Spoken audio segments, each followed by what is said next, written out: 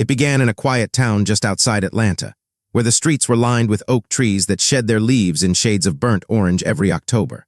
From a distance, the neighborhood looked peaceful: large homes, well-trimmed lawns, children playing basketball in the driveways, and families gathering on porches at dusk.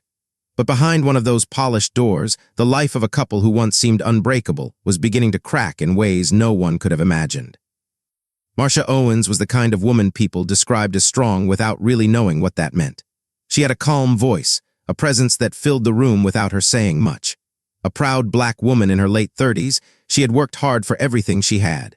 Years of long hours as a hospital administrator had earned her not only financial stability but the respect of her peers. Her coworkers called her dependable, though some quietly pitied her for being married to Daniel. Daniel Owens was charming in a way that made people forget his flaws.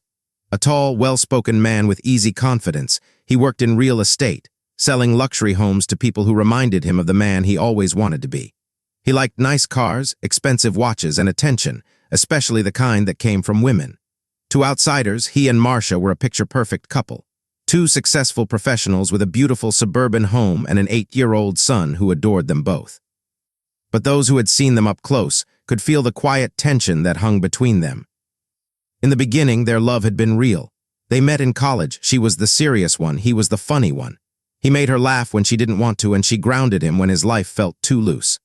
They built a life together piece by piece, thinking that love and hard work could fix everything. But over time, Daniel's hunger for more, for recognition, for control, for excitement, grew stronger than the marriage itself. At first, it showed in small ways. He'd come home late, smell faintly of perfume, and brush it off as part of the job. He'd tell her she worried too much, that she didn't trust him, and every time she tried to confront him, he'd twist the conversation until she felt like the problem. Marcia began to walk on eggshells, afraid to say too much or too little. She told herself it was a phase, that all marriages had rough patches. But deep down, she felt something breaking. Their son, Jordan, was the glue that kept things from completely falling apart. He was the reason Marcia smiled on days she felt empty. The little boy had his father's eyes and his mother's quiet strength. On weekends, she'd take him to the park, while Daniel claimed to be busy with clients. Sometimes, other mothers would glance at her, alone on the bench, and she'd force a smile, pretending everything was fine. No one really knew when Daniel started seeing the other woman. Her name was Claire. She was younger, maybe late 20s, with long auburn hair and a smile that had an edge to it. She worked as Daniel's assistant, though people whispered that she'd been more than that from the start. Claire had a way of making Daniel feel powerful, needed, and admired, everything he claimed he never got at home. He told himself it wasn't serious at first, just fun, something to make him feel alive again, but soon Claire wanted more. She began talking about a future, about being public, about him leaving Marcia.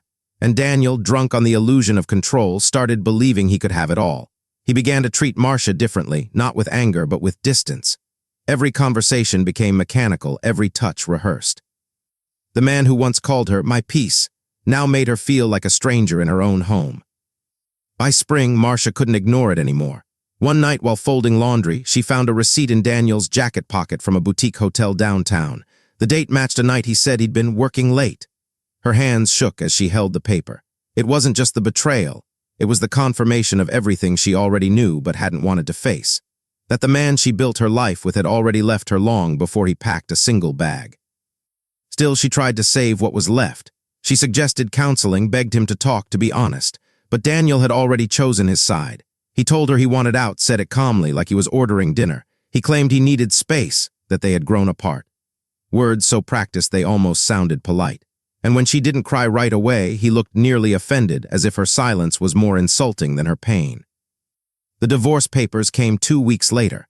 Marcia sat at the kitchen table, staring at the thick stack of legal pages that reduced her 10-year marriage to signatures and property divisions.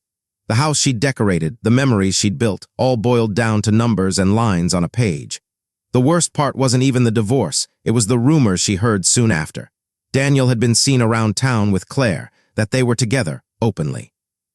That she'd even accompanied him to a dinner with his clients, sitting where Marcia once sat, smiling like she belonged there. And then came the day of the court hearing, the day the world would finally see what Marcia had already lived through in silence. Daniel arrived at the courthouse in a navy suit, hand in hand with Claire, as if to prove a point. Cameras clicked, whispers spread. It was humiliating, cruel even, but he didn't care. To him, it was just another deal, another chapter he thought he could control. What none of them knew, what not even Daniel realized, was that the judge assigned to their case was not someone who looked kindly on betrayal, especially not when it came wrapped in arrogance. In that courtroom, under the cold hum of fluorescent lights, the story of Daniel and Marcia Owens was about to twist into something no one expected. Because sometimes, justice doesn't come with sirens or headlines. It comes quietly, with the weight of truth and the sting of regret. And by the time it was over, Daniel would learn that some decisions cost far more than he ever imagined. The weeks that followed the court hearing became a storm that refused to settle. Marcia tried to carry herself with dignity, but inside she was unraveling piece by piece. Every time she saw Daniel's name light up on her phone, her heart sank. He no longer called to check on their son or discuss co-parenting. He called to argue about money, about property, about how she was making things difficult. The man she once knew spoke to her now like an opponent, not a partner. Daniel had moved into a condo downtown with Claire, barely a 10-minute drive from the office. They were inseparable. She followed him everywhere, client meetings, open houses, even casual lunches. People in his circle had mixed feelings. Some envied him, thinking he'd traded his old life for a younger, livelier woman. Others quietly judged him for his arrogance, whispering that he'd forgotten where he came from. But Daniel didn't care. For him, it was a new start, a chance to reinvent himself without the burden of a wife who reminded him of the man he used to be. Yet beneath his confidence there was something hollow. He told himself he was happy, but happiness never really came. Claire was not like Marcia. She was fiery, unpredictable, and demanding. At first, her intensity thrilled him, but soon it became suffocating. She wanted control over his time, his thoughts, even his emotions. If he didn't answer her calls fast enough, she accused him of being distant. If he tried to spend a weekend with his son, she claimed he was choosing Marcia over her. Their fights were loud and ugly, spilling into the hallways of the apartment complex. Neighbors pretended not to hear, but walls were thin, and words like liar and cheater carried easily. Daniel had always liked being the one in charge, but with Claire, he felt constantly tested, pushed, and cornered. The same power he once held over Marcia now belonged to someone else, and he hated it. Marcia, on the other hand, was learning how to live without him. She threw herself into work, staying late to avoid going home to the empty silence. But it wasn't peace she found there, it was bitterness. Her colleagues whispered about Daniel's public appearances with Claire. One afternoon, a nurse showed her a picture on social media of the couple smiling at a charity event. Claire wore a diamond necklace that Daniel once promised to buy for Marcia. That was the day something inside her shifted. She didn't cry, she didn't shout, she just felt cold. What made it worse was how Daniel treated the divorce like a game. He flaunted his new relationship while fighting ruthlessly over assets. He wanted the house sold, claiming he couldn't stand the memories. Marcia refused, not because she wanted the property, but because she couldn't bear to lose the last piece of her life before it all fell apart. Every meeting with lawyers became a battlefield. Every word he spoke dripped with condescension. "You'll be fine," he'd tell her, smirking. "You're strong, remember." It wasn't comfort, it was mockery. The tension grew heavier when Jordan started noticing the changes. He'd ask why his dad didn't come home anymore, why Mommy cried in her room sometimes. Marcia tried to protect him, telling him that sometimes adults needed space, but children always see more than they should. Once when Daniel came to pick him up, Jordan refused to go. He clung to Marcia's legs, saying, "I don't like her, Mommy." He meant Claire. Daniel lost his temper, yanking his son's arm and shouting. It took Marcia stepping between them to stop it. That day, she realized Daniel's anger wasn't just toward her anymore. It was turning into something darker. Money, too, became a silent enemy. Daniel's lavish lifestyle with Claire began catching up to him. His commissions had slowed, the real estate market wasn't booming like before, and the divorce costs kept climbing. Claire wasn't cheap. She wanted vacations, jewelry, dinners that made her feel like the woman he'd promised she'd be. When the bills piled up, Daniel started borrowing against his own investments. He told Claire not to worry, but his temper grew shorter, his patience thinner. At work, rumors spread about his relationship affecting his performance. A few clients backed out, citing discomfort. One even mentioned overhearing Claire arguing with Daniel during a showing. It became harder to separate his personal chaos from his professional life. The once confident salesman now came to work late, distracted, snapping at coworkers. Some said he was under pressure. Others said he was losing control. Meanwhile, Marcia's quiet strength was returning, though it came wrapped in anger. Her lawyer advised her to stay calm, to let the process play out, but she couldn't ignore how Daniel paraded his betrayal in public. One afternoon, during a tense mediation session, she finally snapped. When Daniel made a smug comment about how easy this would be if she just moved on, Marcia leaned forward and said softly, "One day you'll wish you never did this." It wasn't a threat. It was a truth she could already see forming. But the cracks in Daniel's new life were spreading faster than he could patch them. Claire had started drinking more. When things didn't go her way, she'd scream or throw things. She accused Daniel of still loving Marcia, of checking her social media. And in moments of guilt, Daniel sometimes did. He'd look at old pictures, birthdays, vacations, anniversaries, and feel something twist inside him. He missed the stability, the warmth, even the quiet arguments that once filled the house. Claire sensed it, and it drove her mad. One night after another heated fight, Daniel stormed out and drove aimlessly for hours. He ended up outside Marcia's house without meaning to. The lights were off except for one in Jordan's room. He sat there in his car, staring, realizing how much he had lost. But pride kept him from knocking on the door. Instead, he just drove away. The next morning, Claire found the car's GPS history. She confronted him, her voice shaking. "You went there, didn't you?" He denied it, but she didn't believe him. That night, she broke a glass against the wall and told him if he ever went near his ex-wife again, she'd make sure he regretted it. The words hung in the air, sharp and trembling. By the time their final court date approached, the atmosphere was toxic. Marcia had learned that Claire planned to attend again, sitting beside Daniel like some twisted display of victory. Her lawyer advised her to ignore it, to focus on finishing the process, but deep down, Marcia knew this wasn't just about paperwork anymore. This was about respect, about dignity, about standing up to a man who had taken everything from her and still wanted to see her break. The day before the hearing, Daniel's world began to collapse. One of his major deals fell through. His bank called about missed payments. Claire accused him of hiding money from her. He shouted that she was ungrateful, that he'd sacrificed everything for her. She slapped him. He pushed her back. For a moment, the room went silent except for their heavy breathing. Then she said something that made his blood run cold. "You're just like your father." It was a wound she couldn't have known existed. Daniel's father had left when he was a boy, abandoning the family after years of cheating. Daniel had sworn he'd never be like him. And yet, here he was, standing in the ruins of two relationships, watching himself become the very man he despised. That night, Daniel barely slept. He kept replaying everything in his mind, the love, the betrayal, the pride, the rage. In the quiet darkness, he wondered when exactly things had gone so wrong. Was it the affair, the lies, the need to win, even when there was nothing left to win? He looked at Claire sleeping beside him and felt a strange mix of guilt and disgust. In the morning, he dressed carefully for court, wearing the same navy suit he wore the first day. He didn't know it then, but that would be the day everything came crashing down. Marcia woke early, too.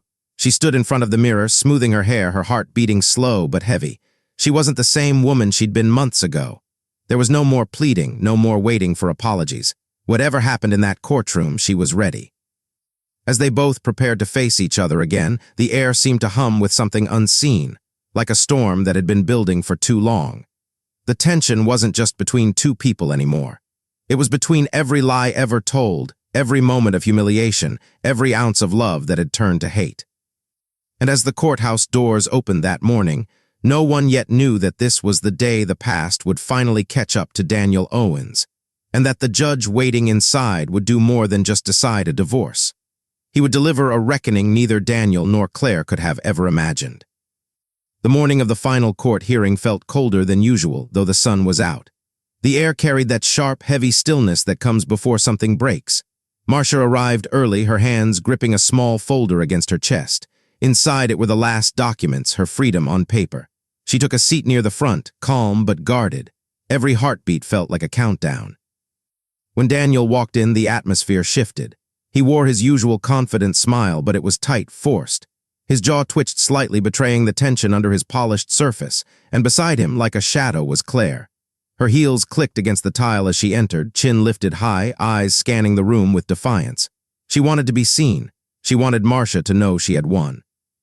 Whispers rippled through the small crowd that had gathered for other cases. Even the clerk glanced up, recognizing the couple from the earlier hearings that had grown heated. The judge, a stern man with a deliberate calm about him, entered the courtroom and took his seat.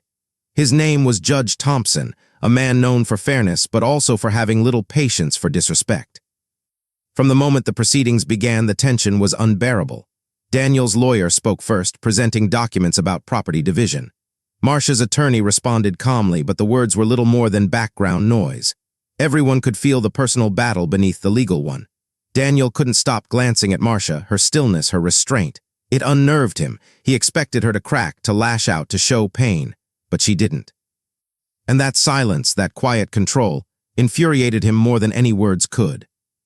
Then came the turning point. The judge looked over the paperwork and frowned. "Mr. Owens," he said evenly, "I see you transferred a large sum from your joint account to a private one just days before the filing. Is there an explanation for this?" The courtroom went silent. Daniel hesitated. His lawyer leaned in, whispering quickly, but the judge cut through the murmurs. "Answer the question, Mr. Owens." Marcia's heart thudded in her chest. She had suspected as much, that Daniel had tried to hide money before the divorce, but hearing it confirmed hit her like a wave. Daniel cleared his throat, his tone defensive. "It was for business. I needed liquidity for a property deal." Judge Thompson raised a hand. "A property deal registered under your girlfriend's name?" His gaze shifted briefly toward Claire, whose face paled. "I have bank records here showing the transfer to an account associated with Ms. Phillips." A ripple of gasps filled the courtroom. Claire's mouth opened slightly. "That's not," she started, but the judge's gavel struck once, silencing her. Marcia sat frozen, eyes locked on Daniel. For once he looked cornered, his hands clenched into fists on the table. The judge's tone hardened. "You've attempted to hide marital assets during an ongoing divorce proceeding, Mr. Owens. That's fraud." Daniel's composure cracked. "No, it's not like that. She asked me to." He stopped mid-sentence, realizing too late what he had said. Claire turned toward him sharply, her eyes wide with disbelief. "You're blaming me now," she hissed under her breath. The judge had heard enough. "I'll be referring this to the district attorney's office. As of this moment, those funds will be frozen. You are also subject to financial penalties." The room spun with whispers, but all Marcia could feel was an overwhelming rush of vindication. After months of humiliation and pain, justice, cold and exact, was finally on her side. She didn't smile. She simply exhaled, the weight in her chest loosening for the first time in months. Daniel, however, felt something else entirely. The humiliation cut deep. For a man whose ego thrived on control, losing in front of everyone, especially in front of both women, was unbearable. His face turned red, eyes darting between Marcia, who sat calm and composed, and Claire, whose expression had curdled into disgust. The hearing adjourned briefly, giving time for the lawyers to review the new ruling. People began to leave the room, but Daniel didn't move. He just sat there, gripping the edge of the table. Claire leaned in, whispering harshly. "You said it was temporary. You told me it was business money." "Keep your voice down," he muttered, eyes darting toward the judge's chambers. "No," she snapped, standing up. "You used me. You dragged me into your mess, and now I'm the one who looks like a fool." Marcia watched silently from across the room as Claire's anger grew. Something about the scene was surreal, like watching the final unraveling of a man who thought he could play everyone and win. Daniel stood abruptly. "We'll talk about this later." Claire's voice rose, trembling but sharp. "You think I'm just going to walk away after this?" "Sit down," he hissed, grabbing her wrist. She yanked her hand free. "Don't touch me." The courtroom doors hadn't even closed completely before the shouting began again. Security glanced over but didn't interfere. It wasn't the first time emotions had boiled over in divorce court. But this wasn't like before. Something in Daniel's face changed.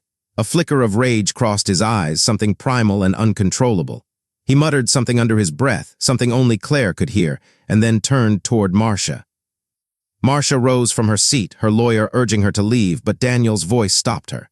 "You happy now?" he said, loud enough for the entire room to hear. "You wanted to destroy me, and you did." His voice was shaking, not with sadness but fury. Marcia took a step back. "You destroyed yourself, Daniel," she said quietly. That was all it took. His face twisted, and before anyone could react, Daniel lunged across the aisle. Papers flew and a chair clattered to the ground. Gasps filled the room.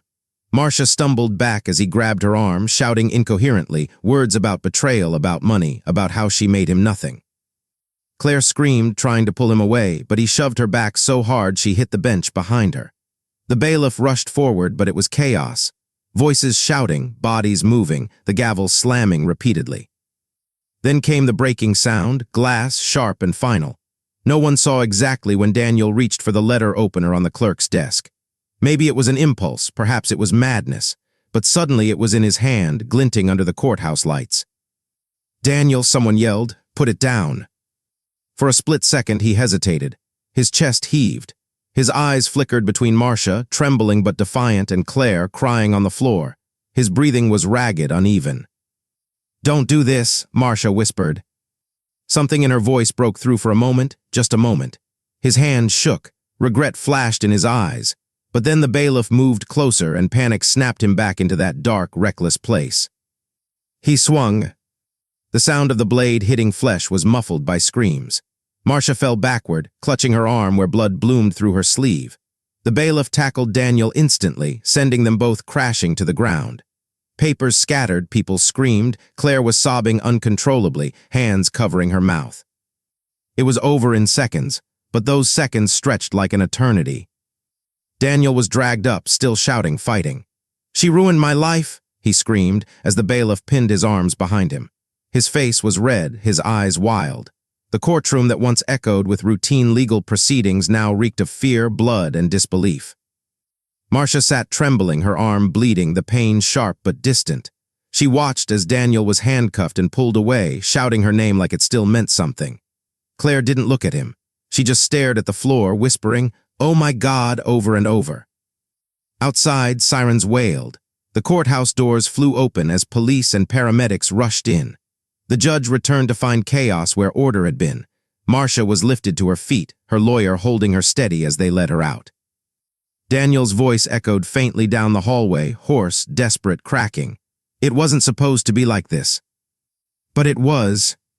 And as the ambulance doors closed behind Marcia and Daniel was shoved into a patrol car, the illusion of control that had once defined him was gone. The man who thought he could manipulate everyone, his wife, his mistress, even the law, had finally destroyed the only thing left that mattered, himself. Inside that courthouse, where justice was meant to be delivered, Daniel Owens had written the final chapter of his own downfall, with rage, regret, and the kind of violence that no one saw coming until it was too late. The courthouse was still buzzing long after the ambulance and police cars had gone.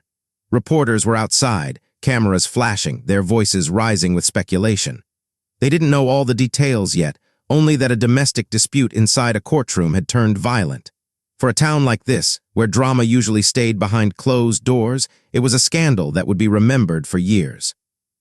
Inside, the janitors cleaned the blood from the floor in silence. The smell of antiseptic mixed with the faint metallic scent that lingered no matter how much they scrubbed. A gavel lay on the judge's bench, forgotten for the moment, a symbol of order in a place that had just seen chaos. Marcia spent the night in the hospital. The wound on her arm was deep but not fatal. The doctors said she was lucky. The angle had missed a major artery by inches. She didn't feel lucky. She felt empty. She stared at the white ceiling, the rhythmic beep of the monitor beside her bed, the only sound that broke the silence. Every time she closed her eyes, she saw Daniel's face, the anger, the confusion, the flash of regret before it all went wrong. Her lawyer came to visit the next morning, his expression careful. "They've charged him with aggravated assault and attempted murder," he said quietly. Marcia nodded but didn't respond. There was nothing left to say. The man she had built a life with was now behind bars, and all she could think was how easily it could have ended even worse. News of the incident spread quickly. Local media picked it up first, then national outlets. Headlines painted Daniel as a monster, real estate broker snaps in court, divorce hearing turns violent. Photos of him being escorted in handcuffs played on every screen, his once proud image now tainted forever. But behind those headlines were people who had known him, who couldn't reconcile the man they saw on TV with the one they used to have coffee with or work beside. His colleagues were stunned. One of them told a reporter, "Daniel was always intense, but no one thought he was dangerous." Another whispered to a coworker, "I knew that woman would bring him down." Claire, meanwhile, vanished from public view. She stopped showing up to work, stopped answering calls. Some said she moved out of town. Others claimed she was seen at a rehab center. Whatever the truth, she disappeared as quickly as she had arrived in Daniel's life. The fiery woman who once stood proudly beside him now lived in quiet shame, haunted by guilt she didn't know how to name. She'd replay the moment in her head, the shouting, the glass, the blood, and wonder if she could have stopped it. Maybe if she hadn't gone to court that day. Maybe if she hadn't provoked him with her words. But deep down, she knew Daniel's rage had been growing long before her. She was just there when it finally erupted. For Daniel, jail was a different kind of prison, one without marble countertops and fine suits, one where pride meant nothing. At first, he refused to speak to anyone. He spent his days staring at the wall, running his hands through his hair, muttering to himself. The guards said he barely slept. When the psychiatrist visited, Daniel said he didn't remember the exact moment he lost control. It was like something else took over, he said quietly. But the footage from the courtroom told another story. A man conscious, furious, deliberate. In the weeks that followed, his name became a cautionary tale. A man once admired for his charm and success was now infamous for his temper and arrogance. People online argued about what drove him to it. Some blamed the stress of divorce, others his ego, others still said it was proof that love, when twisted by pride, could become deadly. Marcia returned home 2 weeks after the attack. Her arm was bandaged, her movements slow. The house felt different now, quiet, hollow, filled with memories she didn't want but couldn't escape. Jordan was staying with her sister during the hospital stay, and when he came home, he wrapped his little arms around her, afraid to let go. "Is Daddy still mad?" he asked softly. Marcia froze, her throat tightening. She knelt down and hugged him tighter. "Daddy made a mistake," she said gently, "but you're safe now." She couldn't tell him the truth, not yet. How could she explain that the man who once kissed him goodnight had nearly destroyed everything? The community rallied around her at first. Neighbors brought food, coworkers sent flowers. But sympathy had an expiration date. After a few weeks, the calls slowed and the visits stopped. People didn't know what to say anymore.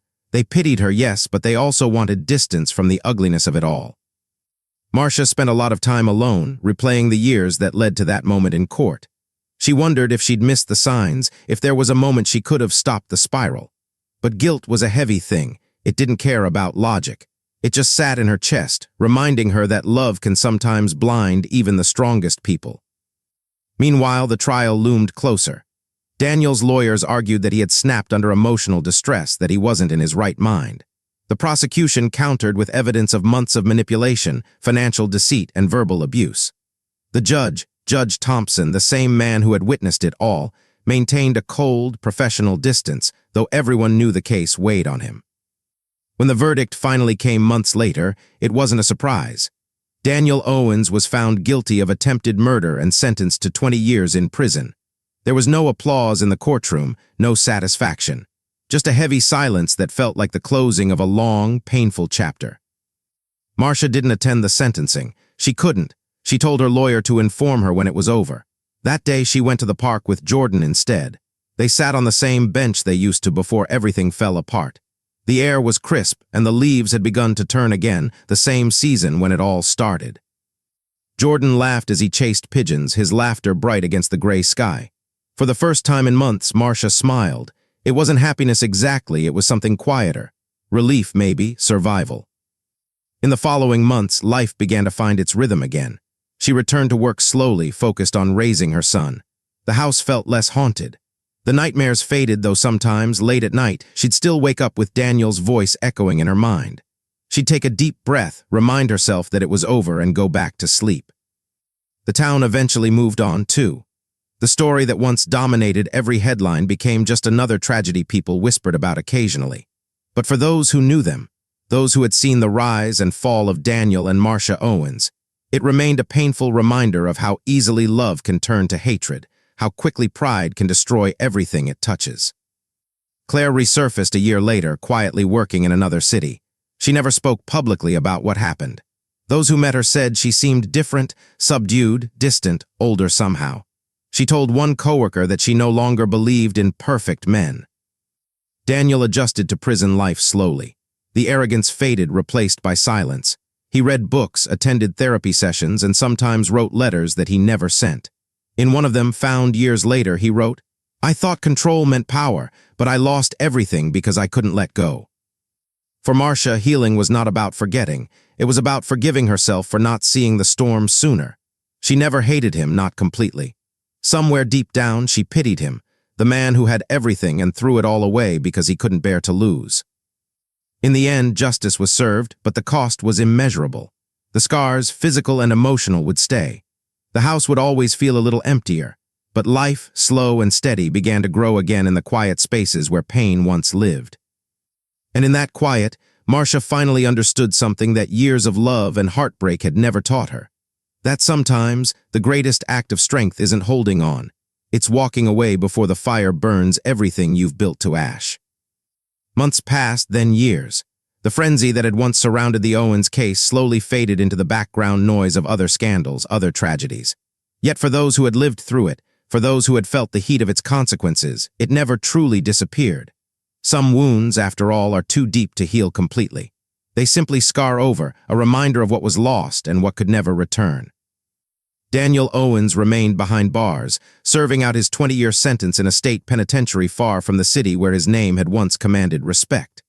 The man who had once been charming, confident, and effortlessly persuasive was now quiet, almost unrecognizable. Fellow inmates said he kept mostly to himself, working in the prison library and spending long hours reading. Some days he attended counseling sessions, though whether they helped him confront the truth of his actions, no one really knew. Those who visited him, his brother, an old friend or two, described him as polite but distant. "He talks like a man who's already living with ghosts," one of them told a reporter years later. When asked if he ever spoke about Marcia, the answer was always the same. "He doesn't have to, you can see it in his eyes." There were rumors that Daniel had tried to appeal his sentence, but they went nowhere. The evidence was too strong, the act too deliberate. He had crossed a line that society could not forgive.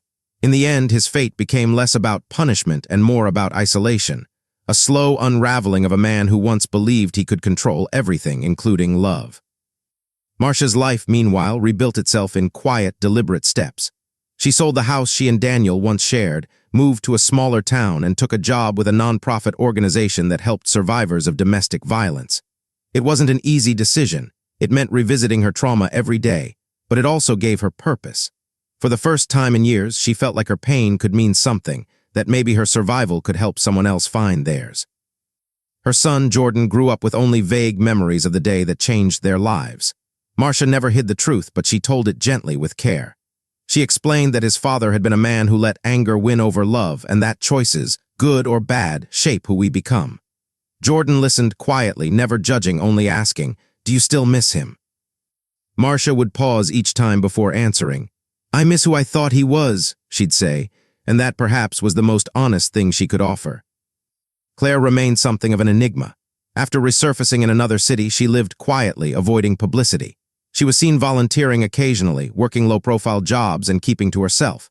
Those close to her said she struggled with depression for years. She once been the spark that ignited Daniel's downfall, but time had turned her from villain to victim in the eyes of some. She carried her guilt like a shadow, never speaking of it, but never escaping it either. In one rare interview she gave years later, she said softly, "I thought passion meant love. I thought jealousy meant he cared. I was wrong about both."